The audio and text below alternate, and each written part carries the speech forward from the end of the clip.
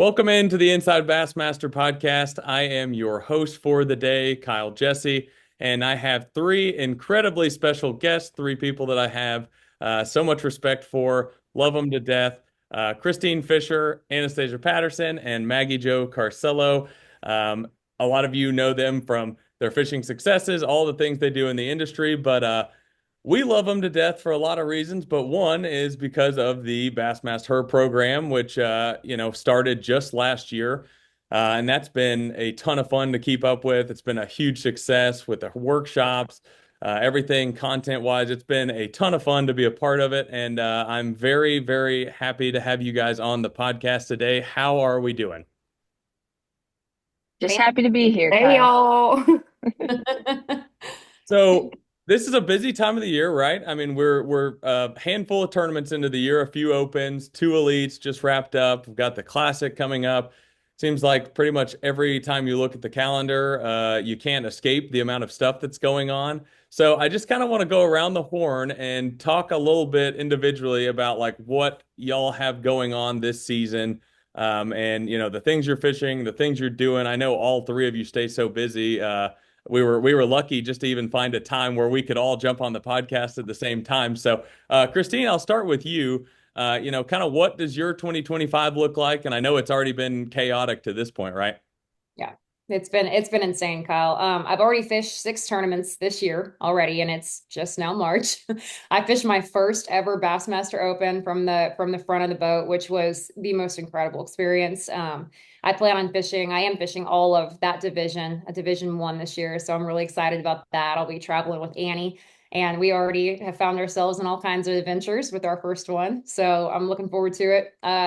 Fishing, a couple of the LBAs. I think that's really, really important. That's an all women's organization. And those ladies, a lot of them are used to fish the WBT back in the day. It's a really neat group of women. And I think, showing up and fishing those is just another thing I can do to help support and grow and encourage women's fishing. So I've already fished one of those. I'm going to fish 2 more to try to qualify for their classic. I actually won the one I fished last time. So that was really cool. And obviously, kayak Humble fishing. brag. Humble brag. Yeah, it was. I mean, I was not expecting it. Like, I'm still pretty new to this, but yeah, that was pretty. Third and a first in my first ladies boat tournament, so that was really neat. But then yeah, kayak stuff. Kayak fishing is who I am. It's a big part of who I am, and I somehow I'm going to try to juggle everything that I've got going on, and I am fishing the kayak classic that is running in conjunction with the Bassmaster Classic. So that's the biggest kayak event of the year. It's a huge honor to even qualify for it. This year, it was myself and one other female. We actually got another woman that qualified. So I am stoked. She's from West Virginia.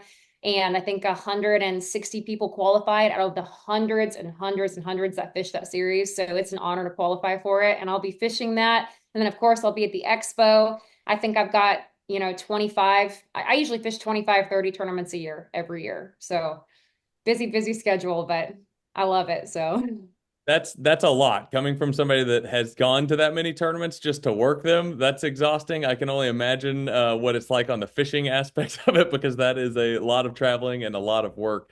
Anastasia, what do you got going on? Obviously, Kristine kind of mentioned it there. What's your 2025 look like? Yeah, so I'm fishing the Bass Opens in Division 1 and 2. Get in the room with Kristine a little bit, and when I'm not with Kristine, I'm where I'm at right now, in the single room sort of situation. But I'm loving it. It's been a challenge of sorts, just mentally, being on your own versus having roommates is a little bit different. I traveled with guys like the past 6 years, so this has just been different. But some of them are on the elites now, and some of them just aren't fishing as much anymore. Um, but I'm loving the opens. It's probably the toughest competition that I get to fish against. So that's really awesome, and it's pushed me to want to be a better angler and learn a lot of stuff outside of my comfort zone. I live on Santee Cooper, so being on a lake that's not necessarily a big bass factory, sometimes can be challenging when you want to go for those big bites instead of just 5 fish. But I'm learning, and I'm having a great time doing that. I'm also planning on fishing the Bass Nation, a couple tournaments, and also the team series with my buddy Sawyer. I traveled with him. He was a co. Um, and I fish a local tournament at home, a team series with my dad. So that's really cool. And then when we get to the summer, when I have a little bit of time off, I fish Wednesday nights, Thursday nights, and then Saturdays and Sunday tournaments at home. So I pretty much go 8 weeks of 4 tournaments a week when I get to go home. And then we pretty much don't get to go home till June 15th. I think that's what me and Kristine were doing the math last night of when we're gonna get to stop in. But I just try to go home every 2 weeks or so just to make it. And then I also mentor a high school and juniors team, 2 different teams, and so try to swing in for their tournaments when I can. It's not been as easy this year with a busier schedule, but truly am blessed for all that we get to do. And I'm probably going to hop into LBAA too if we can make it work. So pretty much there's no tournaments that are not necessarily I'm fishing set tournaments, but then I also am kind of jackpotting in a ton of stuff too. So the sky's the limit, and I'm really excited for what's to come. Yeah. Is awesome. Certainly a busy schedule. And Maggie Joe will ask you the same question. It's very hard to concentrate with your tricked out Toyota in the background, but we'll do our best to focus in on the answer. Well, what do you got going on this year? I figured there was no better scenery for me to do this than the lounge here. So I'm gonna warn you ahead of time too. My coffee is hitting me hard already, so I'm excited to be here. But yeah, I have a ton going on this summer too. As some of you may know already, I jumped in to the Opens last year for the first time as a co-angler, and I loved it so much that I was planning on maybe even trying to do all of them this year. And as we know, that's just not an option for me anymore, which I'm bummed about, but I completely understand. And I'm going to just kind of use it as a positive thing. And I'm going to try to spend more time behind the wheel of a boat here at home, and try to spend some more time in my kayak as well. Because the goal, I mean, I'd love to get in my own boat eventually, but as for right now, I'm learning a lot as a co. I'm learning a lot in my kayak, and I have a ton of local tournaments. I think we already have 30 some on our schedule for the summer as well, and that's not counting the Wednesday night league that we run. It's the biggest one in the state. Sounds silly, but it's like my favorite day of the week. It's some pretty stiff competition. I truly believe we have some of the best anglers in the state that come out for that. We have a Monday night kayak league that I'm going to try to go pretty hard in. And then, yeah, the series I'm doing are English Choice, Wabta. I'm in a bass club at home. I think there's a Wisco team tournament going on. I might try to hop into that Sturgeon Bay Open this year, which would be really fun. So, some smaller stuff, but it keeps me busy, and I'm learning and competing, and I just love it. We're having a lot of ladies come out to our Wednesday night league, so I love to see that. And of course, I will be at the Classic. Like the gals said, we have a ton of really cool Bassmaster Her stuff going on between Bassmaster and Toyota, some meet and greet stuff, a podcast, a workshop. So that's just going to be a blast. And I'm kind of going crazy up here in Wisconsin. So Andrew, my boyfriend, and I decided to actually drive down and go down early and bring the boat and get out on some open water. So I'm really looking forward to that. Scratch the itch a little bit. Very nice, very nice. Yeah, we have went this long, and we have buried the lead as much as we possibly can on the new Bassmaster Her podcast presented by Toyota, which will be, you'll hear it referred to as the Her podcast, which is, it's going to be awesome. I know all of y'all are super excited about it. We've had several calls about it. That's going to be just an incredible addition to all the things that, the Bassmaster program has going on, as if you guys needed more stuff to do. We're adding to the plate in traditional fashion. Tell me a little bit about that. Like, I think that's going to be really fun. You're going to get to see the perspective of all three of you throughout the season. Like, that in itself is really awesome. But then in addition to that, like, I know y'all are going to do a lot of highlighting women in the sport, because there's a lot of women in the sport that people don't get to hear their stories. And this is going to be a great opportunity to do that, correct? Yeah, you took the words out of my mouth with that. Although we're representing Bassmaster Her, there are so many more stories to be told and so many more incredible women that need to be highlighted. So that's what I'm the most excited about, just to bring more awareness to other stories and help tell them. Yeah, I think it's going to be. Sorry, go ahead, Kyle. Oh, go ahead, please. I think it's going to be an awesome experience getting to do the podcast. Like Maggie Jo said, we are like the face of Bassmaster Her, but Bassmaster Her is far bigger than just the three of us. And it's not just tournament anglers and women that are fishing tournaments, right? There's a lot of people in the fishing industry that go far beyond getting on the stage, from tournament directors to our camera girls, and also, you know, moms, sisters, friends, people who just want to learn, girlfriends, wives. So I think it's going to be a really, really cool opportunity. And then there's even women who, own tackle shops and have really big industry jobs that people might not even know in passing. Um, and even people who work at Bass that maybe not be as known, even when they're always around. We saw that in the video I posted last night. Um, that so I think it's going to be a really, really cool thing, not just for us, but for all women. And sometimes it gets cool just seeing new faces or meeting people that we don't know. So I think that's going to be really exciting. Um, I feel like all of us are pretty ordinary girls when it comes to just a lot of things in life. So it's going to be cool to just sit down and chat with people who are eager, not necessarily to learn, but are eager to kind of just say, listen, this is what's been happening in the climate of the industry. And then this is where we think that women fishing can go. And we're going to have real conversations. We're going to be talking not just about fishing, but about stories. Um, at the workshops, we've had a lot of little girls come with their fathers, and that's been so cool. Or they said, listen, I live 6 hours away from here, but I saw you were coming and I want to learn, so I'm showing up. It's going to be cool to tell the stories that we might not necessarily get to do the best job at doing while we're just one person, one little fish in a big pond, if you will. Yeah. Yeah, I couldn't agree more with that. They echoed, I'll just echo kind of the main points that they said, but the biggest thing, and I hear it a lot, the three of us are the face of it, but the program is so much bigger than us. And that's the most important thing to remember, is that we are just a very, very small part. There have been so many women that have paved the way just for us to be able to have this opportunity. And I think it's going to be really cool to get to talk with some of those ladies. And then, like Anastasia mentioned, the tournament directors, the women that own their own tackle shops, it's so much bigger than just tournament fishing and tournament anglers. So I'm excited I love hearing people's stories. I'm a people person, so I'm excited to be a part of this too. So a lot of that's going to be rolled out, as Maggie Joe mentioned, at the Bassmaster Classic. There's going to be so much going on there. It is the monster in the foreground, I guess, because we're all getting closer to that point.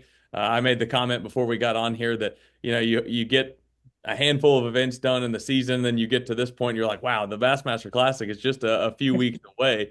The workshop obviously is going to be big. That's one of the key foundations to the Bassmaster Her program over the course of the first year. And then, we're going to do a live podcast there at the Classic in the expo at the Bassmaster booth.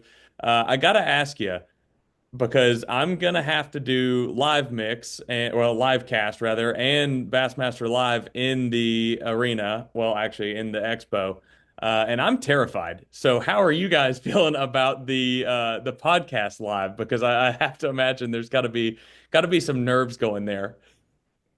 I would say you probably know that the three of us have never met a stranger, so we're probably actually looking forward to it more so than anything. But I think we should be nervous because my mom's going to be there. So she doesn't get to go Oh, I'm to a lot of nervous. stuff we do, but my mom's going to be there, and she's probably our biggest critic for sure. She makes sure that we stay between the lines and that we're not as crazy as people think we are, but my mom's definitely gonna she's very excited. She told me yesterday, she's like, as soon as I got the email, I signed up for the workshop. Hope it's the best one ever.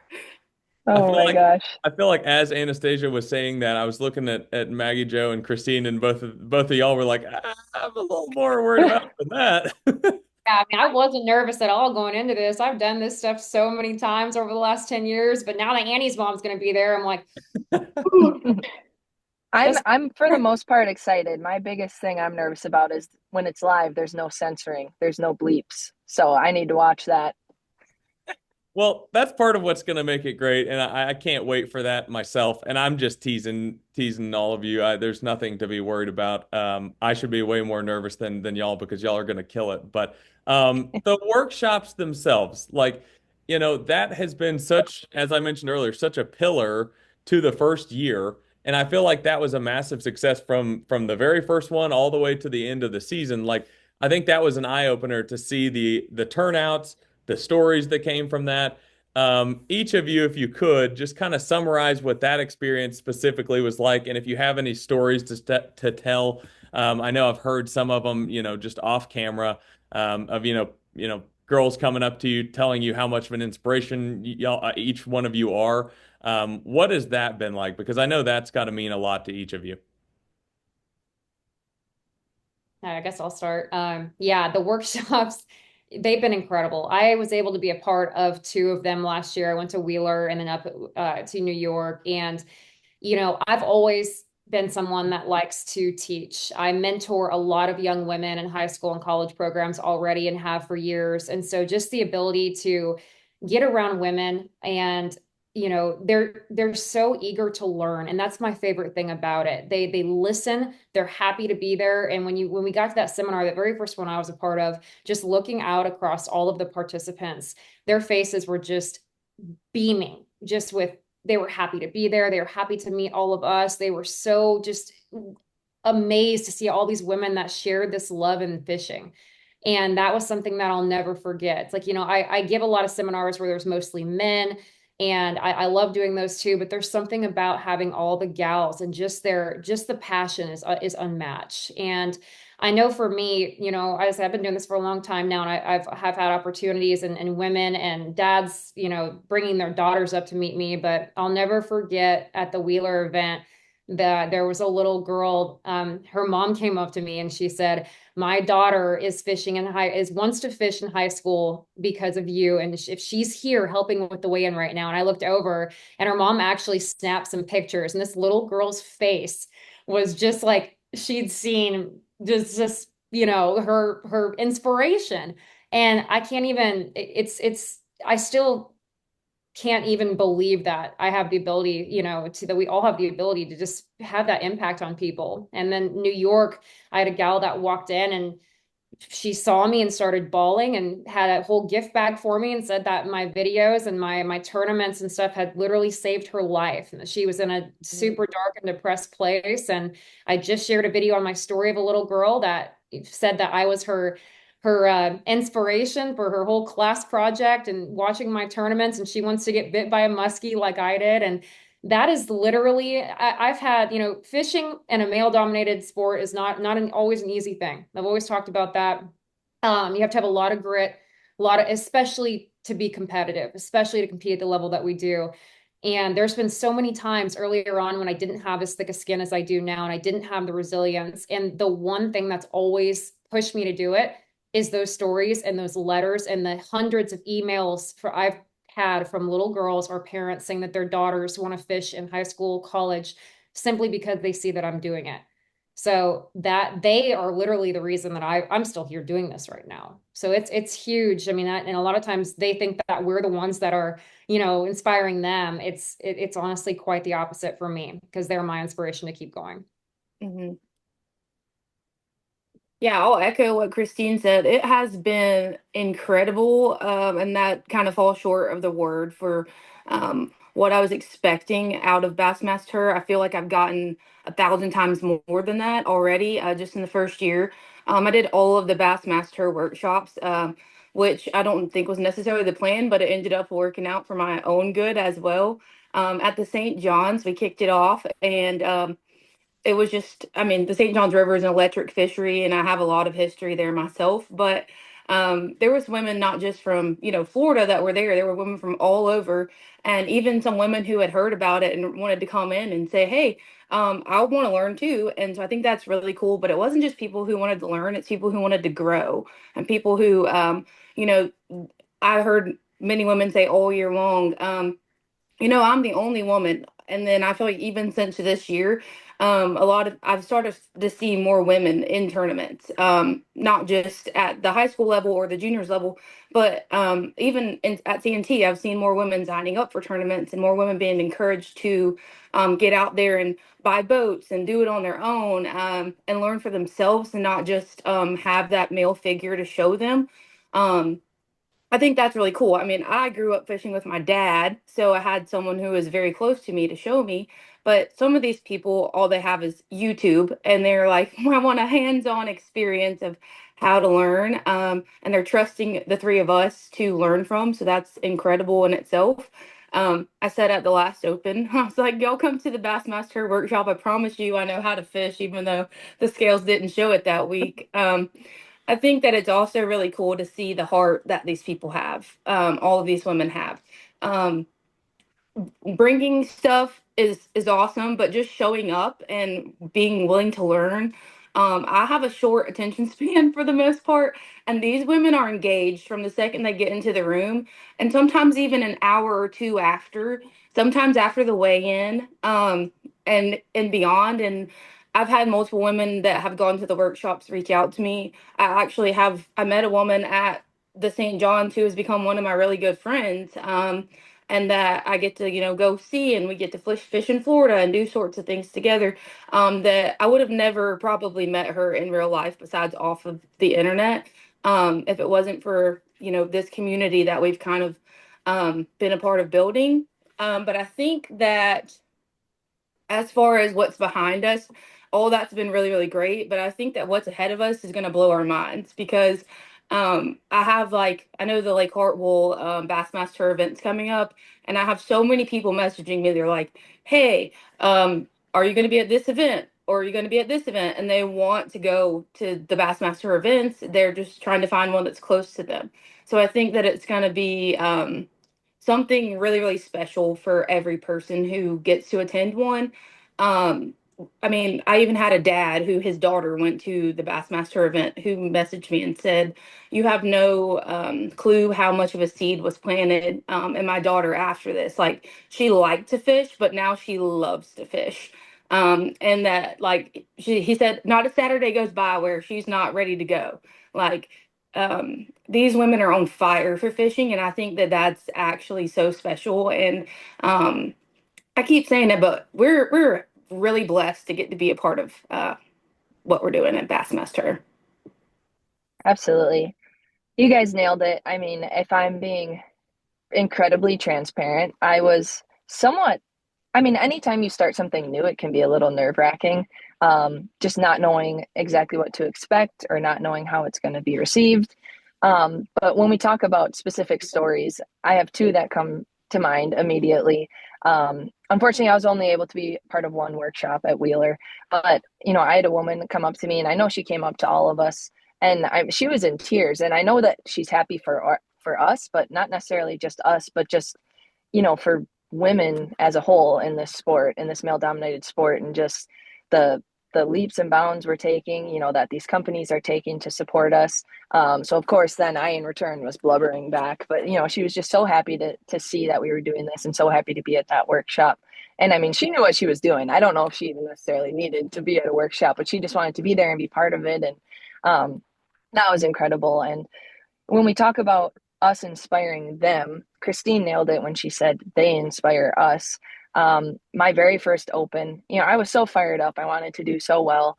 And I just flopped day one. I brought in one fish and I was just down. I was feeling so bad. And yeah, I was so frustrated. I came off of that stage in a bad place. And I had a mother and her daughter come up to me, and same thing. They teared up, and they were so excited to meet me, and I just apologized to them. I was like, I'm sorry I didn't do a better job up there for you, but I appreciate the support. And the mom looked at me and she just said, we don't care what that scale said. We care that you were up there and that you were representing, and that my daughter can look up to you up there. And again, I'm not much of a crier, but I'm telling two stories where I was a blubbering baby. But it was just that changed my whole outlook on everything. And I fished the rest of my opens just with a totally different outlook and less pressure on myself, and just had more fun and just knew that there was a bigger purpose to why I was doing it. And I actually wound up fishing better too, because I wasn't being so hard on myself. But I hope that we're inspiring ladies, but like Kristine said, they're inspiring us too. And I just, this program is doing incredible things. And those are all great stories, but the one thing I wanted to hit on is like maybe for people out there that have not gone to a workshop yet. To y'all's credit, every one of you kind of mentioned the fact that Number one, obviously, it's a male-dominated sport, but it's also a sport that's very intimidating to get into, regardless who you are. And then even more so, being a female in a lot of ways, because you just feel like, it's a tough thing to do. But the workshops, if I'm correct, like I want somebody to explain this, is the perfect opportunity to go and learn and get into it. And Anastasia, I'll ask you, like, what does a workshop look like for, again, for maybe somebody that's out there that hasn't been to one and is not super familiar with the concept? Perfect. So the workshops really are almost a one-on-one experience where you could ask anything that you want to know. We start with the basics from lures to techniques that you can do with the lures, seasonal selection of bait selection and patterns that you should be familiar with. We get into line selection and then kind of we gauge the knowledge of the women that are there, right? There's some that are very basic, but like Maggie Joe said, there are some that are at the intermediate to advanced level. So based on their knowledge, kind of depends on how much further in detail we get into it. We go over, bass boats, how to rig. We did kayaks at a couple of the events, I believe. But it's not just, oh, and also like lure tying. Sorry, there's a tree right by my window that's trying to come in my house. So that's why I keep looking at. Um, but we kind of go over a multitude of things. It honestly is the most amount of free information you can get at one time. I think it can honestly be a little overwhelming if you didn't know anything, just because you have so much to go home with and take away. But they end up taking a lot of the baits home and the line home that we're talking about. And even some rods were given away last year that way they have physically what we've talked about, and they have a sheet, like a little pamphlet booklet that has all the information that we went over. So they have their own notes as well as what we've talked on. And then say regionally, some of these places we're going are different. So if you're in upstate New York, you're not going to be doing the same thing you're doing in Florida. So those workshops also look different. We had a Bass super fan who attended all of the workshops and she attends all of the elite events. So that was awesome. And she told me at the last event that she said, I learned something different at every single event. Um, and I thought that was really cool because, yes, on paper, it is the same information.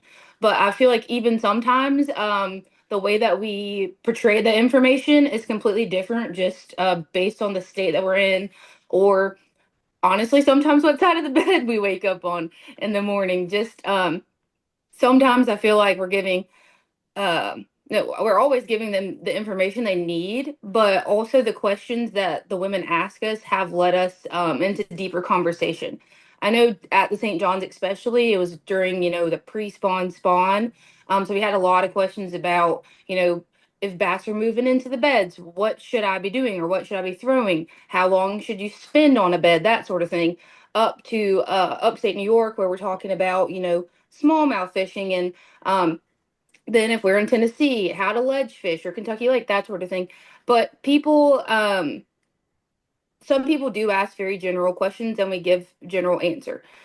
Something are very, very, very in depth. I think the really cool thing is not necessarily how to do everything on a bass boat because to be honest, not everyone is there at the level that they're out on the boat by themselves. But I never realized how many people had basic questions like, my line's coming off of my spool wrong. How can I fix that? Or I have a hard time retying, a basic polymer knot. What is the fastest way for me to be able to learn that? So we're giving them tools that are going to make them better fishermen, but kind of like Kristine and Maggie Joe have said, instead of just becoming better fishermen, we're all kind of leaving better people, as cheesy as that sounds. And for those out there again that maybe have not are not as familiar with this, I'll give y'all a ton of credit, and y'all have been killing it with all the content that has been shot. It's on Bassmaster.com under the Bassmaster Her section, and a lot of what is y'all go over in the workshops is in video form now in story form on Bassmaster.com. So that's a great resource if you're interested and kind of get an idea of what the workshops look like. And I gotta say, Kristine, maybe my favorite video I've seen all year long. was the Pam Martin Wells catch out of the back of your boat. I thought you want to talk about being in a puddle. I think I was in a puddle myself watching that video. I know that experience had to be a great one for you. It was, and it wasn't Pam Martin Wells, it was her twin. It Oh looked my exactly, gosh. it was a Oh my Pamela, gosh. I'm gonna butcher her, Howlorda, I think is how you say it. But yeah, she looks exactly like Pam. Pam Now I actually, don't feel so bad because twins. no. I just assumed watching the video, that's what I was watching. Kyle, you think Pam would fish from the back of the boat? That That's a woman, good point. That's a fair point. That's a yeah, fair point. she was actually supposed to fish that, but she had treatment, which was such a bummer and was heartbreaking. But yes, having Pam, the other Pam, in the back of the boat, it's I'm gonna refer what Maggie said when she said she felt so much pressure and just felt and I could feel that, Maggie, because that was my very first actually my first entire year tournament fishing. I put so much pressure on myself. I was just a mess after the bad performances. It was extreme highs and lows. And I kind of saw that with Pam a little bit too, because I told her, said, listen, I've got an area, it's going to be a little tough. We're not going to, the bites, it was a real technical little area. I knew we were going to catch fish. We just kind of put our heads down. I had my 5 in the live already. I was kind of coaching her and what to do. And she missed a couple hook sets and I could just see that pressure start to mount on her. I was like, Pam, and this woman was such a light, I mean, ball of joy. And I could just see her trying so hard and just about, ready to. And I literally said a little prayer and I was like, please, Lord, let's just give her a bite, get her one fish. I know it's going to change everything because we can relate when we get that one fish. It's like, okay, we can do this. And we just need that little bit of encouragement. And sure enough, she hooks into a fish and I look back and, she is so focused. And I could just see her shaking. She wants to get this fish in the boat so bad. And it's a good one. It's like a 3-pounder. And she gets it in the boat. And when y'all saw the video, I had tears in my eyes. I cut the GoPro off when that happened. I get really, I'm a celebration person. I have some wild emotions on the water. That Pam outdid me. And her just sheer raw emotion and adrenaline. I mean, it was so much bigger than that one fish. I think she felt just kind of that pressure. I don't know if it was being in the boat with me and I was catching them and she wanted to do well. But I could tell she felt a lot of pressure and just getting that fish in the boat. I mean, I ran back and embraced her and she was crying and I was crying. And from then on, that hammer proceeded to just put him in the boat. And it was the best freaking day. Best day. That is so awesome. And now that I've already messed it up once, I will say that we're all keeping Pam Martin Wells in our thoughts and prayers. And I've had such an opportunity over the last handful of years covering the college series to be around her and such an amazing woman. And we're all, of course, keeping her in our thoughts and prayers. I'll ask y'all this just to kind of close things out. And we had this conversation when all three of you were here in Birmingham and we got to go fishing. But where do you see this going? Bassmaster Her, everything that all three of you have going on and the ambassadors that you are for this program, where do you see it going? Because I think that one thing Maggie said earlier that really struck a nerve with me was like, anytime you start something new, you don't really know what the results are going to be, right? Like you don't know what the outlook's going to be. I mean, social media and everything is such a negative just place in general. So you just always worry about certain things not going over well.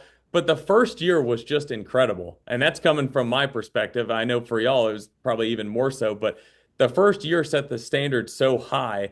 Like, where do you see it going moving forward? Because I feel like we're just scratching the surface here. Mm-hmm. I agree, Kyle. I think that the foundation that we've built, it's not just my hope. I pray that on the foundation that we built, that it's so strong that it'll just keep going up and up and up. That not just, it won't end with the three of us, that it'll keep going for girls to come, not just girls that are juniors right now, but maybe one day our kids and their kids and their kids, for generations of women to be Bassmaster Hers and to want to be encouraged in this space to be able to, I don't even really look at being in a tournament like, oh, I'm the only girl here. I just love to tournament fish. That's just the fact of it all. But there are a lot of people in this community that sometimes do feel singled out in being a woman. So I hope that, that kind of changes for um, anyone who feels that way, and that they know they have a community that not just us, but I know a whole lot of women that you could reach out to with questions or concerns or anything that you want to know. Me and Kristine were talking the other day about, it's fun to have girls as roommates because it's just we can go chat with each other. And I know Maggie, we got to do some chatting too when we were at Big Cedar. Those late night talks and stuff that it's just not. It's I can talk to you about life, and you don't have to have the weight of all of that. And I can just give you a phone call sometimes.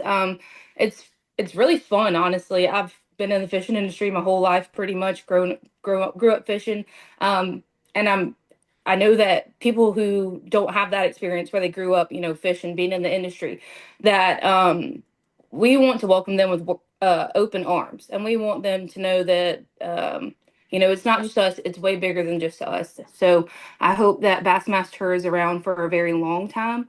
When I'm long dead and gone, and I hope that all of the women, head up, hammer down, know that they can do it and that they're capable of it. It just starts with stepping outside your comfort zone, if that's what it is. There's a lot of times where I don't feel good enough to be in the tournament, or I have a terrible practice, and then sometimes just being out there and the Lord revealing Himself to me in new ways is what I needed, and not necessarily a win. So I hope that they're just encouraged to keep going and keep at it. Sometimes we have to take steps back to go forward, but I hope that this is something that just keeps going forward.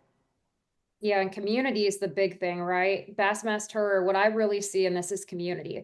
It is the foundation for building this community of women from all walks of life, from all experience levels, that now have a place to go to share in their stories, and most importantly, share in our love of fishing. And I hope, like Annie said, I think we've already heard a lot of the women talking at the seminars that they're going to fish their first kayak tournament this year. They're going to get together with some of the women they met and go out. And I really, truly believe, and I've seen this to be true, that groups like this and organizations like this are the first step into getting more women into the sport. And I hope that Annie and I get more roommates on the opens next year, and we get more gals that are going to sign up and fish them. And I really do believe that we're going to see that. I know several of the women have already gone out, bought their own bass boats, which is huge. And I think that this program is a large reason for that.